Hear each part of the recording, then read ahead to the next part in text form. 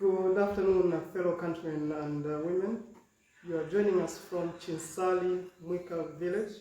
And at this point, it is my rare privilege and honor to invite the Socialist Party President, Dr. Fred Membe, to speak to topical issues at hand. Mr. President.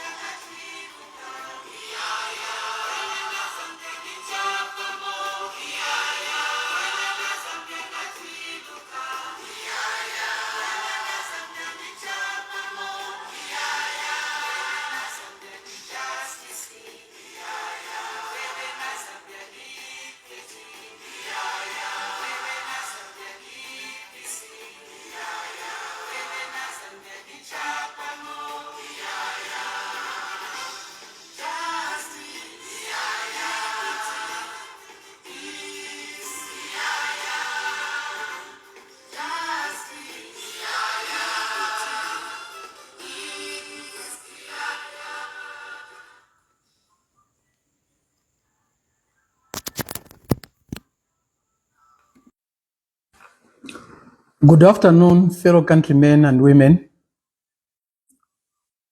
What has happened to Honorable J.J. Banda, the Member of Parliament for Petauke, is very sad. Very, very sad. This country is not going to be a good place, a safe place for any of us to live in, unless it is a good place, a safe place for all of us to live in. The abduction of a member of parliament is not a small thing. But this incident is not isolated. Recently, the Socialist Party reported to the police and to the nation the abduction of a young lady in Rwangwa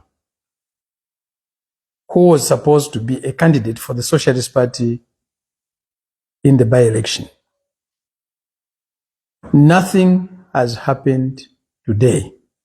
Nobody has been arrested to date.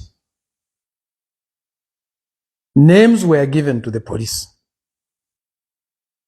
of people who were involved. These are UPND members and leaders. Our campaign camp in Rwangwa was attacked at night. Our members tried to defend themselves from the attack. Some of them have been arrested and are being prosecuted for defending themselves. We had an abduction in Igwembe. We had violent attacks in Igwembe. We had an abduction in Kabompo. All these were brought to the attention of the nation and the police, and nothing has happened. Last year, on the 8th of April, I was attacked at a meeting, a campaign meeting, in an area scheduled for us to be there to campaign. We were attacked by UPND cadres. We reported the matter to the police. We named people. Those people have not been arrested. To date, they are UPND members. We were attacked in front of the police and in a police station. To this very day, those who attacked us, those who assaulted us, have never been arrested. but instead is us being prosecuted on trumped-up charges, on lies. This impunity is continuing, and it has been allowed to continue. Mr. Hakainde Hichilema has done nothing to stop this. We can actually say there's complicity on his part. But such conduct gets to a point where the leader loses control. Rogue characters come in, beyond his sight and beyond his control. We saw what happened with the previous administration of our country, where the leadership lost control over violence. And the ending is known by all. Mr. Hakainde is losing control. He has allowed the police to do nothing about the violence. There is impunity beyond belief. The price will be paid. What has happened to Honorable J.J. Banda, if not stopped promptly and definitively so, will happen to others tomorrow. The bells tolling on Honorable Banda today, if not silenced, will toll on others tomorrow.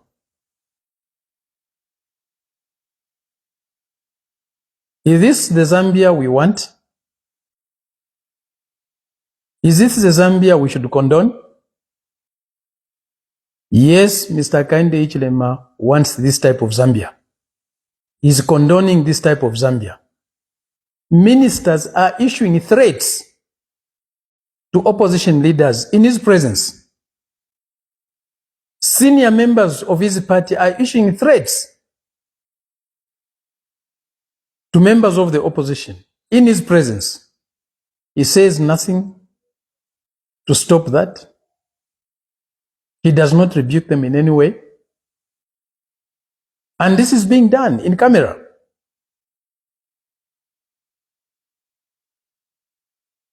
UPND leaders go on television, go on radio, issuing threats, open threats, naked threats to members of the opposition and the public, and sometimes to even religious leaders and other civic leaders. Mr. Hakainde Hichilema and his leadership has done nothing to stop this. There is no record of Mr. Hakainde directly addressing this, directly stopping this. And because of this impunity, today we are witnessing the abduction, a violent abduction of Honorable J.J. Banda, an independent member of Parliament for Petauke. We cannot continue on this path. But this is inevitable. This is what happens in a nation when values are lost, when principles are lost, and are sacrificed on the altar of political expedience. It's very clear to us that Mr. Hichilema will tolerate anyone and anything that seems or appears to protect his hold on power. But power for what? If power leads to maiming people, if power leads to killing people, if power leads to the annihilation of other fellow citizens and their organizations, that's not power, that's barbarism. Barbarism has never built a society. There's no society that has prospered on barbarism.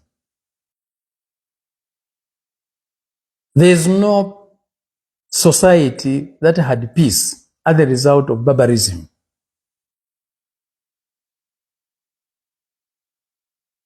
This barbarism has to come to an end.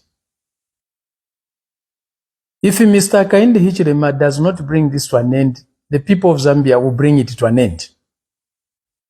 One or the other, this will not go on forever. It's not sustainable. He will not be able to sustain this. Those who are cheating him, that they are protecting him, they are protecting his hold on power. By this type of behavior, they are cheating him. They are actually undermining his hold on power, knowingly or unknowingly, wittingly or unwittingly. They are not acting wisely. Violence begets violence. Only peace can guarantee peace.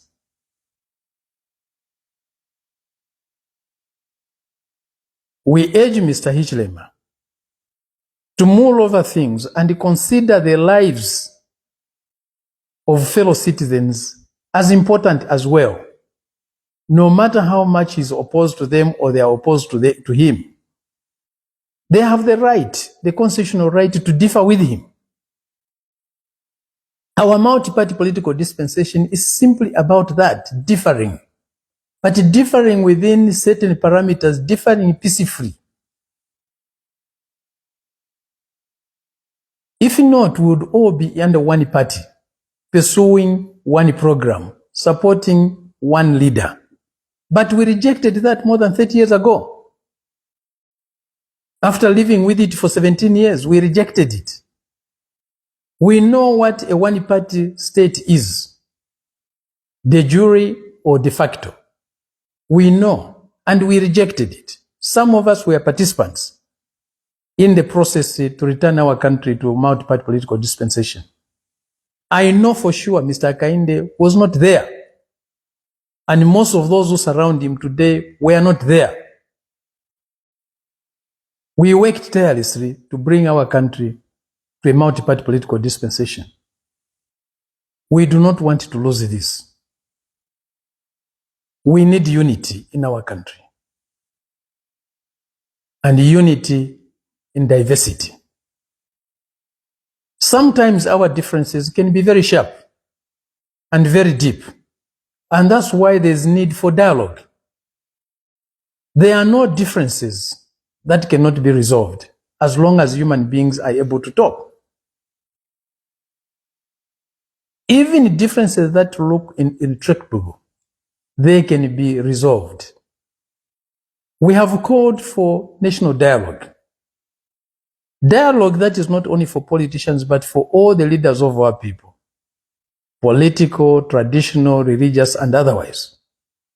Today, Mr. Hichilema is at loggerheads with the religious leaders, is at loggerheads with the traditional leaders, is at loggerheads with fellow political leaders. This is the time to get together, reduce these differences. I'm not saying let's wipe them out. There will be differences over policies. There will be differences over so many things. It's health. A democracy is usually noise. When you silence a democracy, you take away the democratic characteristics of that society. Democratic societies are noise. But noise does not mean violence. It does not mean if you disagree with someone, you have to throttle them. You have to annihilate them. You have to abduct them. You have to kill them.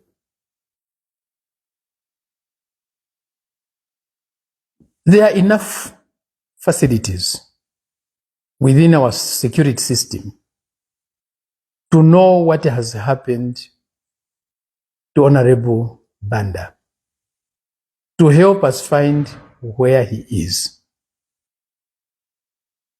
Our police has claimed to be an efficient police. Let's see that efficiency, where it lies. Let's see where that efficiency lies.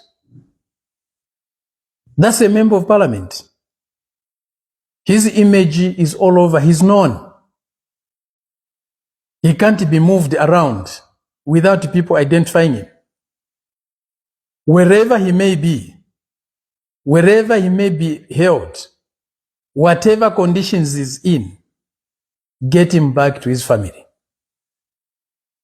Even in the worst condition, there are devastating consequences for not doing so promptly. Whatever they try to do, the story of JJ will not disappear. And at the end of the day, the security of this country, the security of every citizen, the safety of every citizen lies squarely on Mr. Hakainde Hichilema's head. The buck stops at him. We are not playing politics by saying so, but that's what it is. He's the commander-in-chief of Zambia Police. He makes statements on behalf of Zambia Police. He threatens people with arrests. He threatens people with imprisonment. He has done so repeatedly. Why? Because he's in charge of the Zambia Police. He's responsible for the recruitment, for the promotion of his senior officers. They reported to him. Let him find JJ and bring him back to his family. He will not get away with it. If anything permanently harmful happens to JJ, Mr. Hichilema will have difficulties washing his hands from it like Pontius Pilate.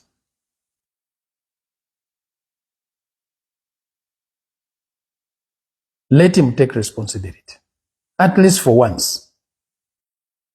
The lives of opposition people matter. Mr. Hakainde Hichilema repeatedly talks about those who were killed, who belonged to his party. But he never mentions those who don't belong to his party who were harmed, who were killed. Doesn't even talk, he has never mentioned about the death of Kungu, a PF member. So it means he's a leader only for one group of the citizens of this country. But we know that there's no section of our community, of any community, with all the vices, or one with all the virtues.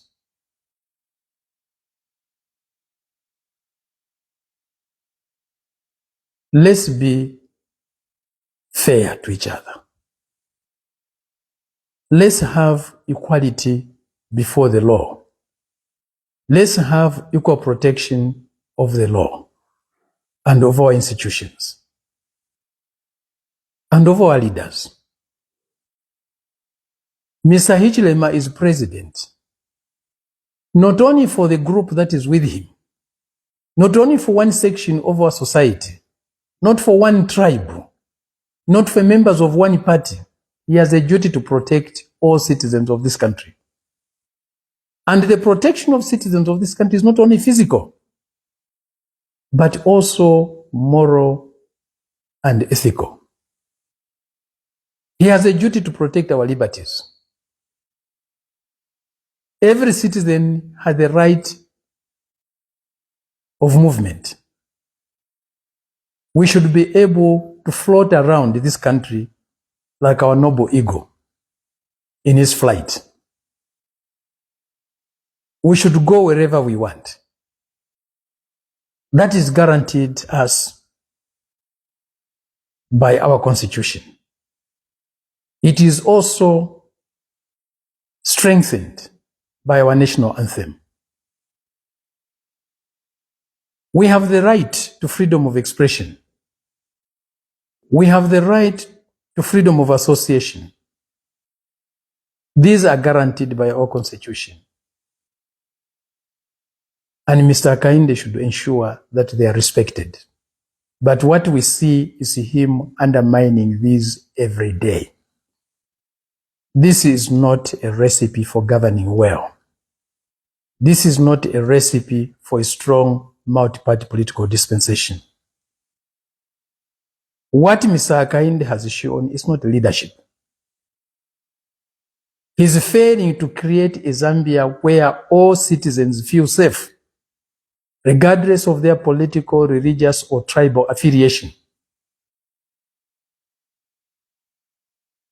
He's here, it seems, to protect sectional interests. Interests of those who belong to a certain political grouping, interests of those who belong to a certain tribe, and so on. This is not the Zambia our forefathers fought for. I'm saying this from a village that was very key to the liberation of our country. A village in which Kenneth Kaunda slept in my grandfather's house. A village in which many of our leaders, Simon Kapwepwe,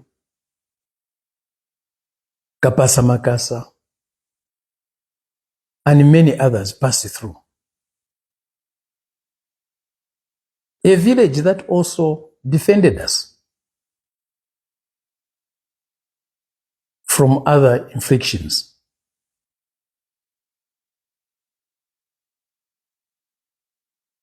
We want a Zambia in which all of us can feel safe.